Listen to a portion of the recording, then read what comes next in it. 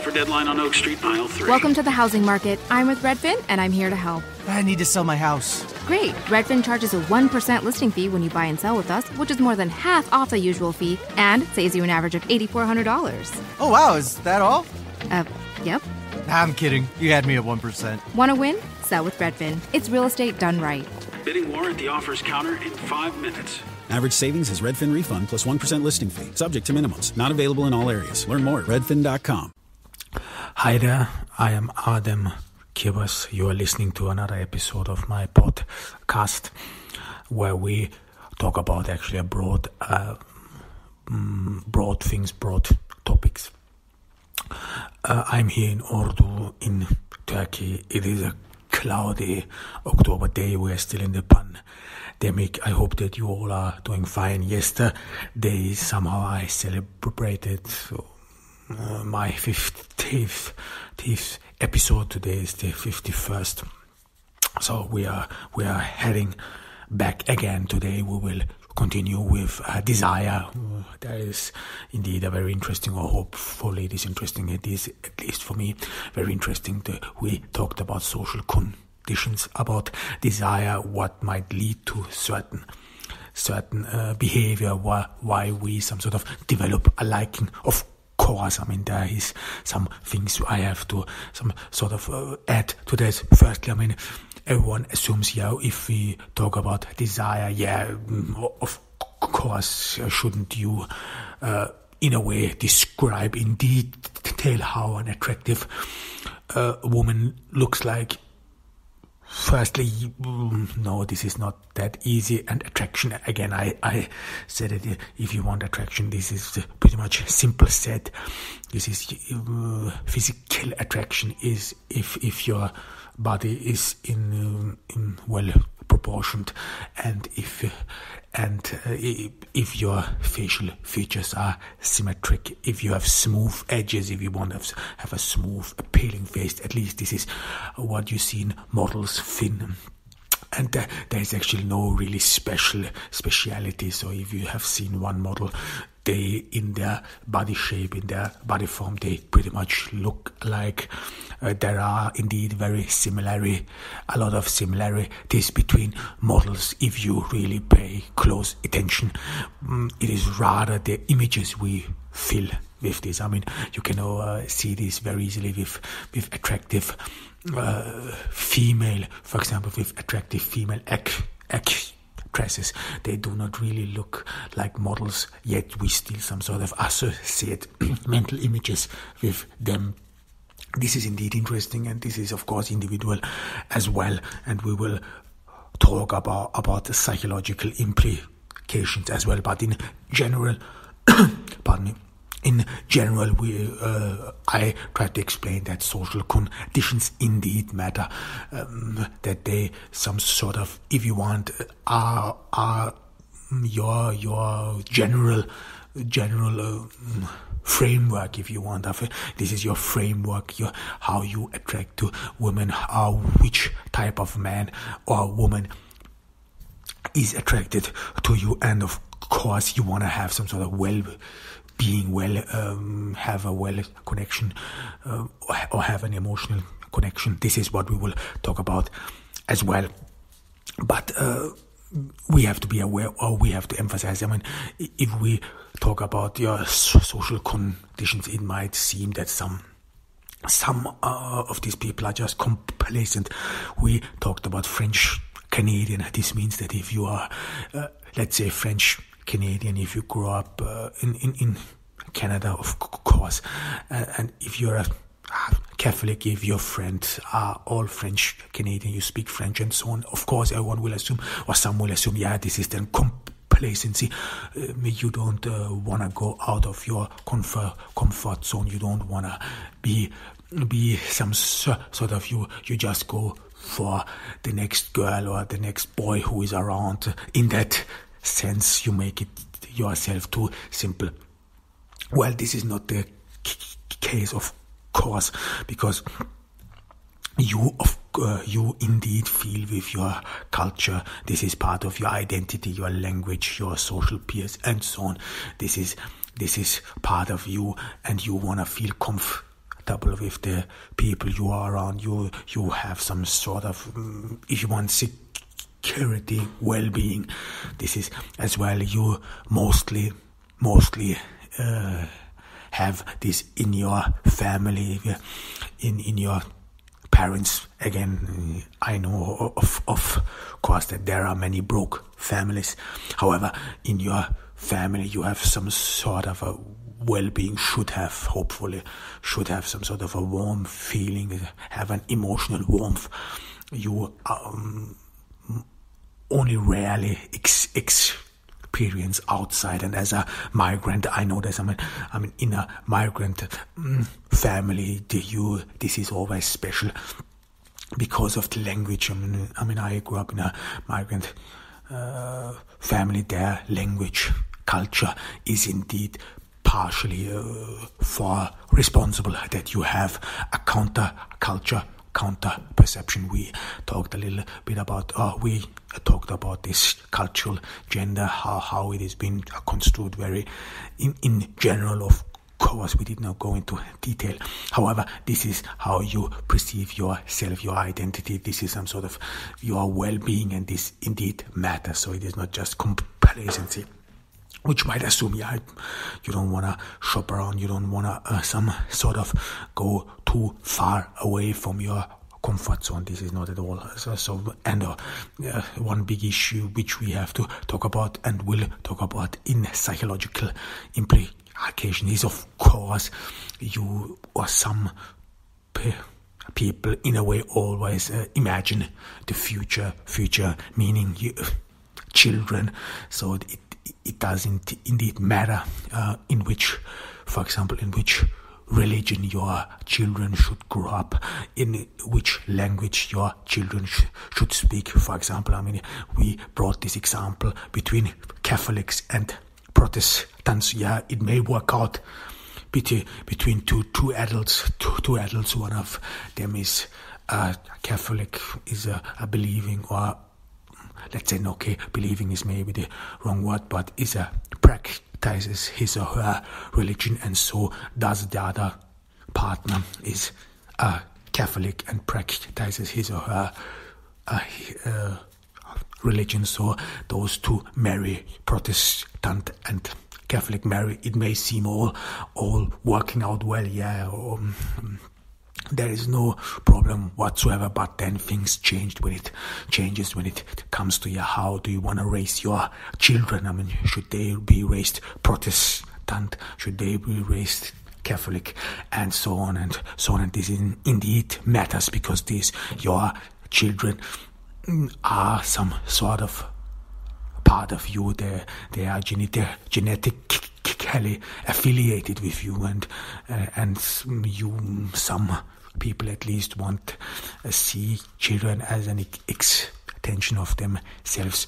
However, and they then want their children to have the same beliefs, the same thought, or even ideology. If you think that you have or believe in a certain worldview, like nowadays very common, if communist or conservative or whatever, if you think that this is the best worldview, either it is conservative, communist, Republican, moderate, whatever it is, it doesn't matter. And if you want your children to be raised in that way, then of course you will try. There are a lot of examples, for example, of vegetarians. Those who are vegetarian are convinced that, or not all, but some of them are convinced that eating meat is evil, and they some sort of stopped eating it, and are great advocates for a vegetarian diet, and then they have children in that sense, and they want, of course, not that their children eat meat, and so on. So this is indeed a big issue. So we should not just swipe this away, because it might seem and assume, this is just only complacency. You only have the friends you grew up with, which is backed by many statistics. For example, our friends, we have the even later in our adult life, these are mostly friends we some sort of friendships we made in childhood because we went to the same school, because we went to the same school, same class. Our classmates back in school happened to live in the same area, or in some areas in the world happened to have the same religion, happened to have the same ideology whatsoever, and then we all went to the same class, and then we became friends. It is not something one would assume that friendship arises of. I mean, if you read antiquity, the antique Greeks, the Greeks were, especially Aristotle, were only, if you want, some virtue, people with virtue can really make friendships, or these are true friendships. Then we would not assume that this is how we make friendships, or this is how we some sort of choose later our partners in life. So it has some sort of, if you want, predictability in it. So, and of course, if you grow up in a community, whether it is Catholic, it is Protestant, Jewish, Islam, whatever it is, then you have, of course, some same beliefs, same thoughts, same value systems. But to be clear about the three monotheistic religions, Judaism, Islam, and Christianity, their value system is pretty much similar. So it is not that huge different. I mean, you can even read in the Quran that the Bible as well as the Torah is acknowledged, and however, but you have the thought system, you have the same value system, and this of course has a big implication to what you see valuable around you, and how you in a way choose your people, because there are again a lot of psychological studies which show that everything we know, everything we have experience with some sort of experience with closeness, with comfort and so on. This is why we are not threatened by the known, rather by the unknown. This is what we fear, and so on. And the same can be happened as well as to other parts of society. It does not mean just culturally. I mean, this is as well as, for example, financially. I mean, if you this is you have it in a way both ways. I mean, if you some sort of grew up in a working class family, then your approach to the world is different than you grew up with in a middle class family or in a wealthy family, and so on. These things, so they do matter, and this is as well as I mean one example or easy example is that this is what I experienced as well, that it might be very difficult in a way to have not small talk, but really a deep conversation with someone, with a person who does not or is not from your social background, just because you don't know what to talk about. I mean, there are some things everyone is passionate about, let's say men and women, but there are of course things how you interpret these things. What you talk about does indeed say a lot about you. This is what Pierre Bourdieu already mentioned. I mean, how you talk about things reveals a lot of your social background, or as Bourdieu said it, about the capital you have in a society, your position in society. So this does matter, and this is pretty much complicated. Of course, what you desire, which type of person you desire, and of course we some sort of talked about it superficially, but again biological implications implications will play a crucial part as well, especially in our society where women in a way gain more and more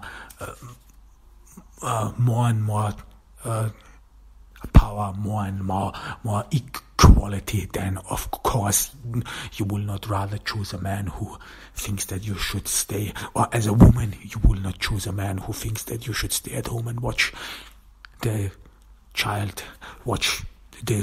children and so on, and vice versa. I mean, if you're a man, we talked about this in Mad Men. I mean, the male dominance is still or is questioned. So this has led to some sort of a belief of nostalgia that back in the days when our fathers and grandfathers lived, everything was fine. There as a man you were considered as a man. No one would question you, whatever it is. I mean, we talked a little bit about how it was like, for example, for baby boomers to grow up. I mean, of course, this was different, but yet over-sexualization played a part. Yet, of course, it was very rare that women had more partners, if you want. So male potence was not questioned in that sense. Nowadays it is indeed, I mean, even though it might not be so, over-sexualization makes you assume that it would be, makes you assume that everyone, not only a woman but as well as man, have a lot of sexual partners and so on, and this of course leads to some notion about inferiority.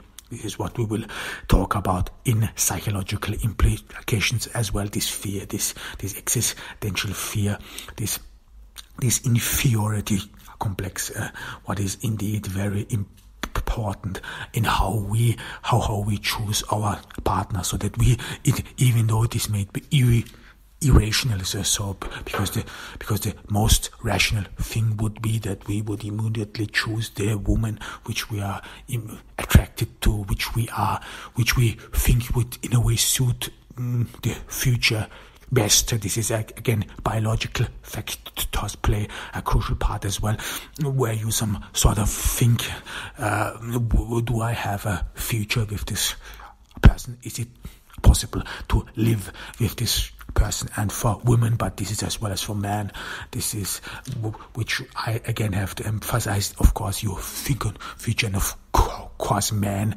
think about having children with the right woman as well. So I heard once that women, if they look at the man, they always imagine how their child would look like, with combined facial mixtures and so on. So I don't know.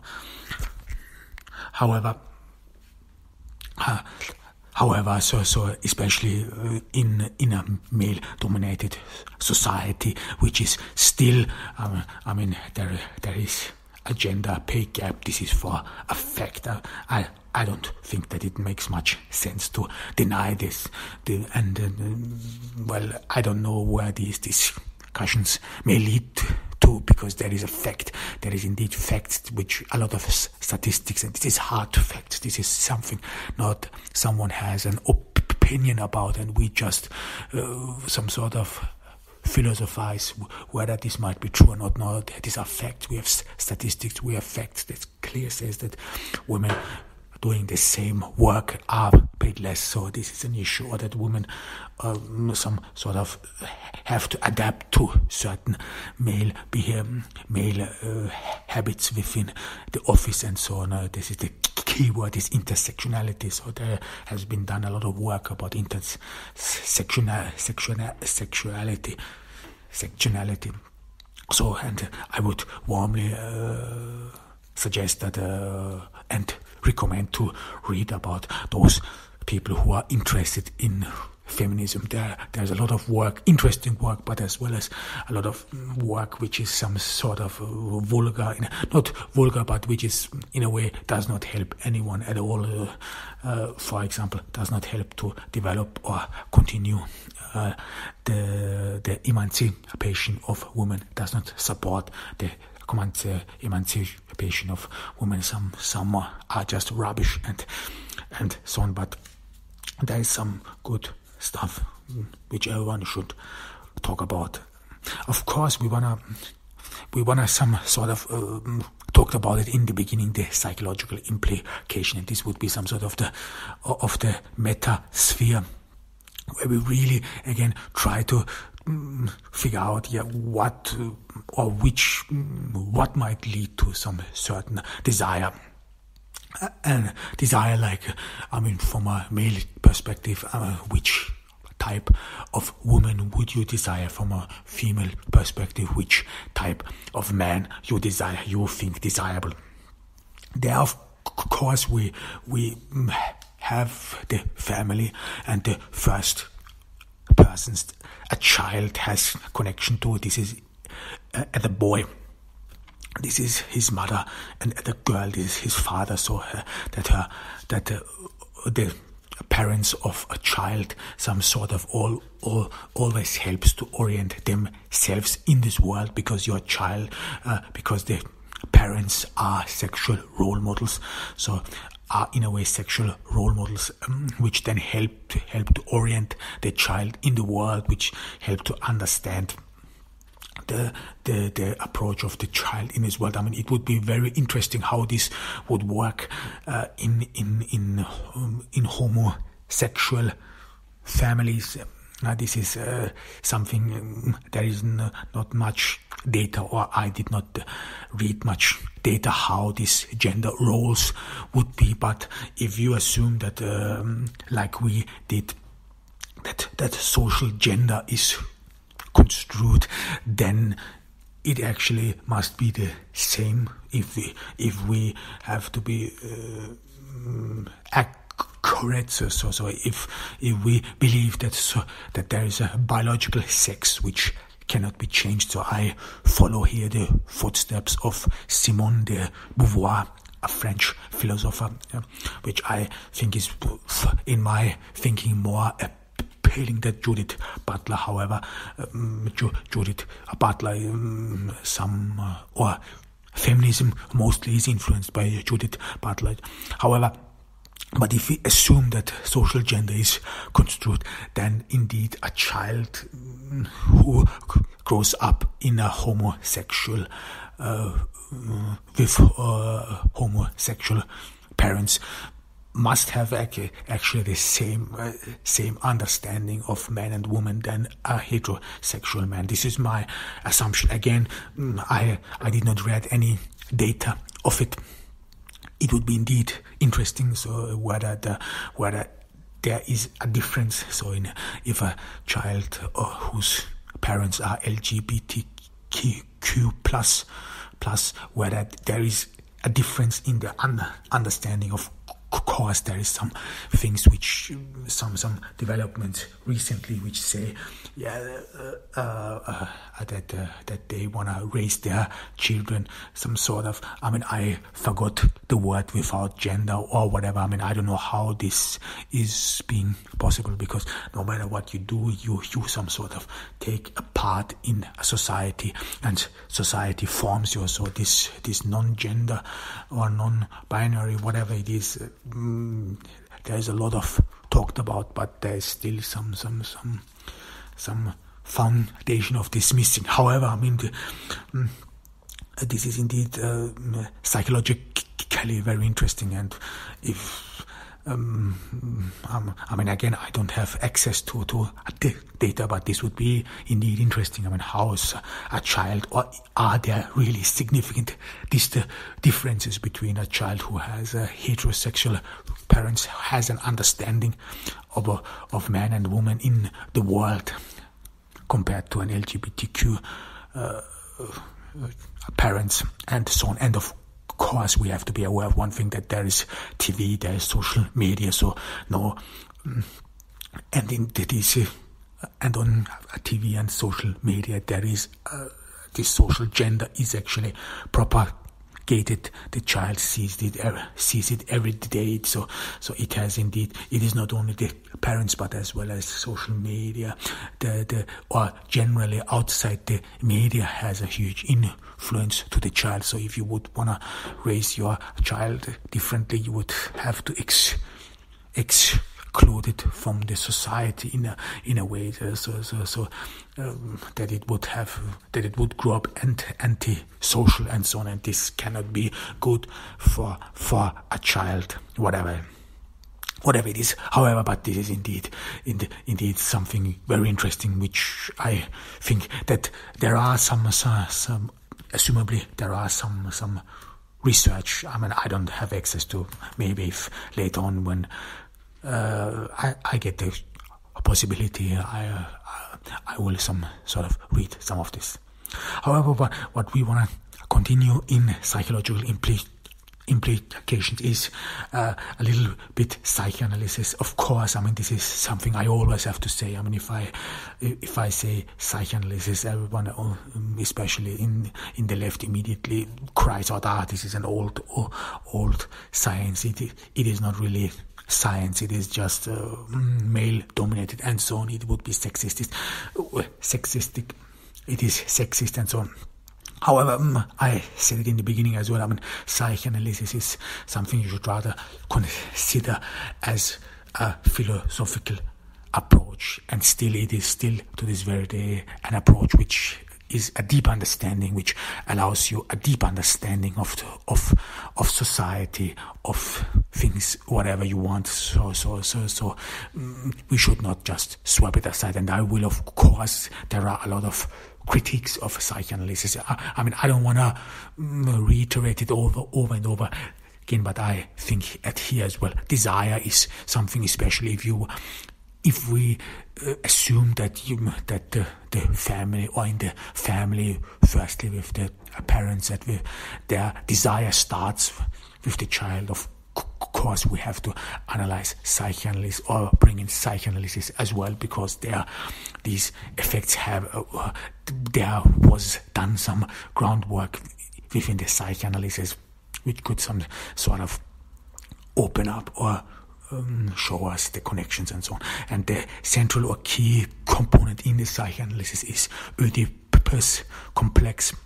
This is actually pretty much the dominant form, and this was many times criticized. I mean, the key component, what was, pardon me, criticized is that girls would be some sort of envious about men, especially envious in that sense that they do not have a penis. So this would mean that women some sort of would hate men because they don't have a penis. I mean, I talked about this in the past as well. This is rather, I would say, this is not true, or this is rather that girls or women in general rightfully envy the social position of man, because this is it all seems that man some sort of are by birth entitled to some social in high positions in a social hierarchy. This is what you see. I mean, maybe not see nowadays in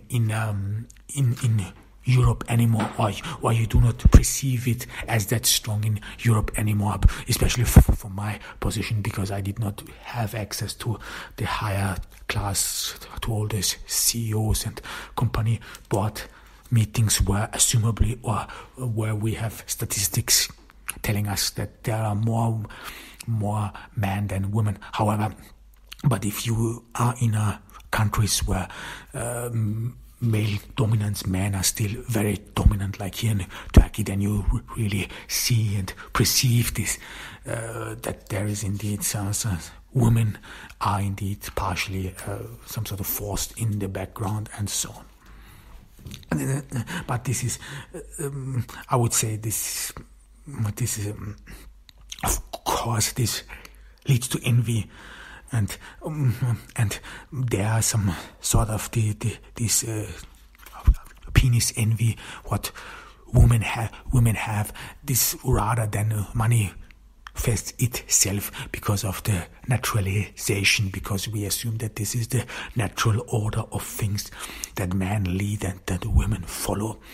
And feminists in a way try to reverse that, but with questionable means. I mean, if you adopt to male behavior, you don't do it any or better. You just verify that you have to be manly, in order to lead and so on. However, we talked about enough of this, but and this was some sort of the key question within the Oedipus complex and so on, why it was rejected. Maybe there are other parts as well. I mean, another part is that this focus of sexual desire, which is again some sort of questionable, it is rather emotional connection. So if you have to your family members a deep emotional connection, so there is indeed a difference. We will talk about it later between emotional connection and desire.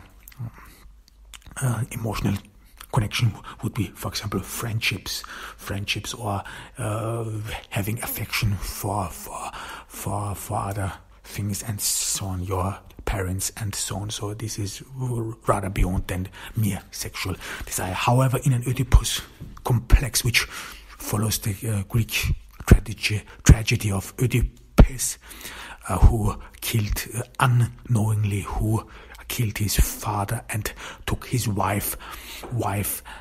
took his mother as wife. So he killed his father. He did not know it was his father because he was some sort of turned away as a child. Oedipus turned away, and then he, on a crossroad, met a man whom he did not know was his father. He killed him, and then later married with his mother. However, in this Oedipus complex, which Freud brought in, which pretty much means the following: that a child who grows up in a family, let's say it is a boy, it is our Oedipus, it is a boy who grows up in his family, and he of course has some male role model. This is his father, or if you want, this is in other forms. You might say, no matter whether it is homosexual parents or heterosexual, there is always one part in a family who is dominant. So if these are, for example, if these are two lesbian women who are in a marriage and live together, then this is human nature. Then is always one part in the relationship which is the dominant part, which some sort of is in control, and there is always one part which is the subordinate part. I discovered this by many couples, and so this is some sort of where relationship works, actually, why you can live with someone for over a long period of time, because equality, you are not equal. There is always one part which has to be some sort of sets rules, and the other part follows them and is relieved that someone is there who sets rules and so on. However, we assume that in this family, in this working family, that a boy who grows up in a family, that he has a female role model, this is his mother, and that he has a male role model, this is his father. This is Oedipus complex all about, and he then sees himself as part of the father. He tries to compete with the father. So very early on, a child sees the difference between those two. A child will as well as see the difference in a family between a dominant part and if you want, a subordinate part. And what Oedipus complex, for example, that does not count into consideration is that there are siblings as well. So a child, of course, competes for attention of their parents with other siblings as well as with siblings. You compete. This is, if you have siblings, then you always compete with each other, especially if there are boys. Girls, assumably, is the same. So if there are boys, you always compete with each other and so on. So it is as well as to get attention from your parents, and this is here not different. And in that sense, in this Oedipus complex, complex in this assumption. In the psychoanalysis, it has been said that the boy tries to compete with the father for the attention of the mother, but yet he does not succeed because the father is too dominant. He's adult, he's strong, he seems to be able to do everything he can and want. This is from a perspective of a child. So in order to compete with the father, the child then some sort of steps down a little bit and tries to emulate his father in order to some sort of compete with him and so on, and vice versa happens with the girl. According to Oedipus complex, the girl has an affection to the opposite sex. Has her father, she sees her father as something she wants to, as something, if you want, is the opposite gender, and she then sees her father some sort of as a male role model as well as her mother as a female role model, and then again she tries to compete with her mother for the attention. This is very important, for the attention of her father, but she does not succeed, and there emulates her mother's behavior. This is some sort of in general of course, in the psychoanalysis, it's been said that the development of women works a little bit differently, and this is that women would, or that girls would, in young age notice that they are not man, that they're not boy, that they are missing their sexual organs, and this would lead to some sort of a, and then this would lead to some sort of an envy where they envy boys and so on, or in a family, which is still very common, boys are treated differently than girls. So this means that if she, and this is actually mostly the case, if a girl sees that the male or that the boys in the family are treated favorably, are treated in a different way, then of course she will get envious and so on. And another form is, for example, if a family, this is very common as well, has no boy or has no male heir, if you want, because we still think in these terms, the family has no male heir, and one of the girls then some sort of is a compensation for this male heir, and this girl then gets approval for male behavior, for anything, whatever, and then she some sort of adopts to male behavior in some sort of rejecting all womanly behavior, in rejecting everything that she's been considered weak. I mean, of course, in this relationship there is a lot of things where you have to say, yeah, what is weak, what is strong. Of course, a child will always associate itself with the role model which is strong, which he or she perceives as is desirable, is something, one thing. I mean, this is what you see actually very often in superheroes and so on. So in if you want, you have this in Batman, for example.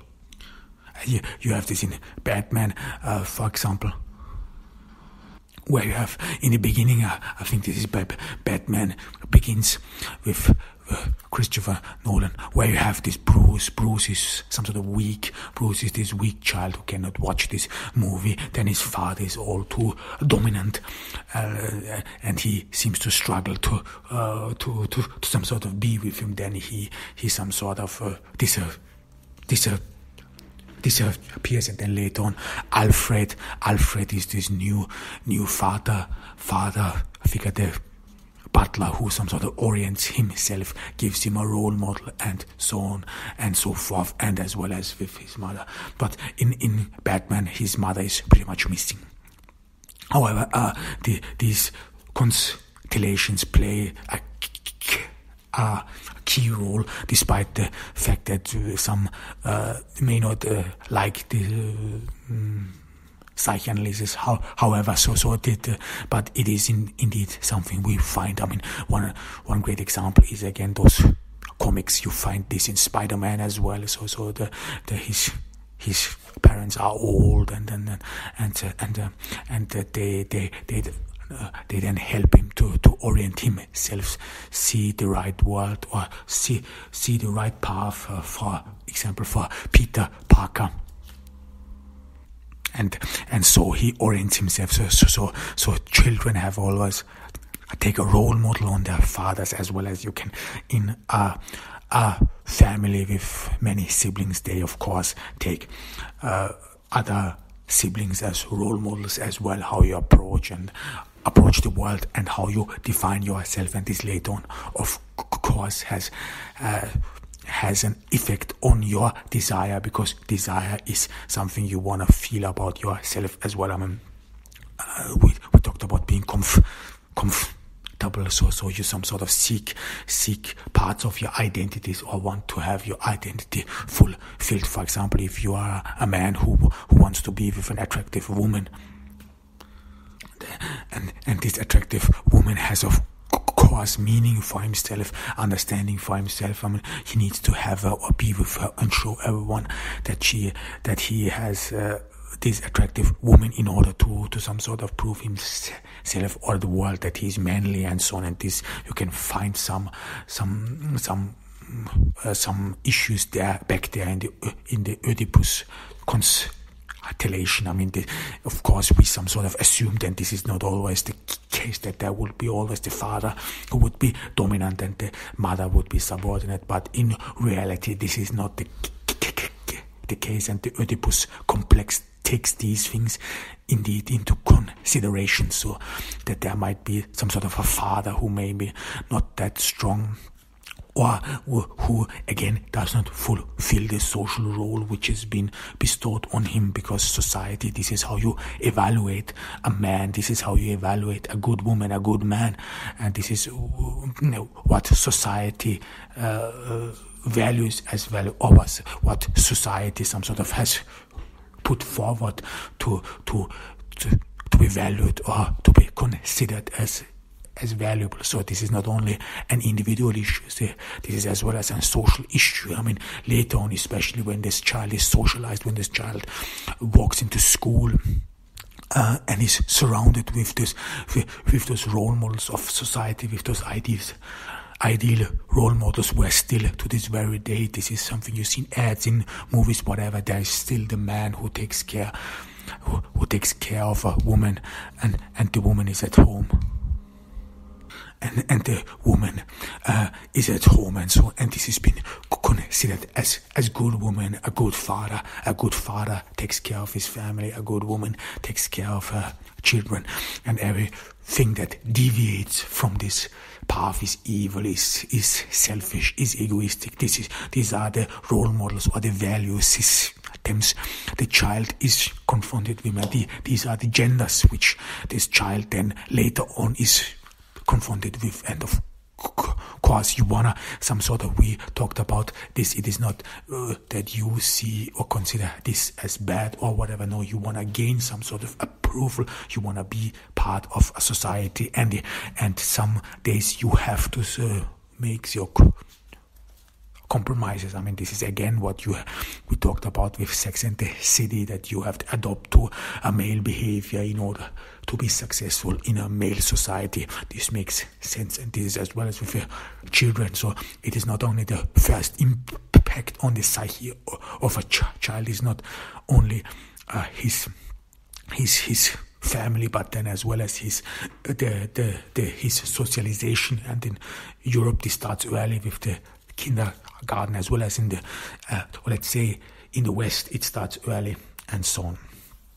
However, we will continue this the next time, where we will talk a little bit of Nazism, what implication Nazism has. So this was Adem Kirbas here from Ordu in Turkey, in a provincial city on the Black Sea region. I we are in the pandemic, and I hope that you all take care of yourselves. Bye. It's finally time to start firing up the grill. From city to shore, Acme is everything you need to prep for this summer season. Download the Acme app to shop for this season's essentials any way you want. Open the Acme app, clip your deals, then order your items online. An experienced Acme associate will carefully select your groceries, bag your order, and bring it right to your car or deliver right to your door. Download the app or visit acmemarkets.com for program details.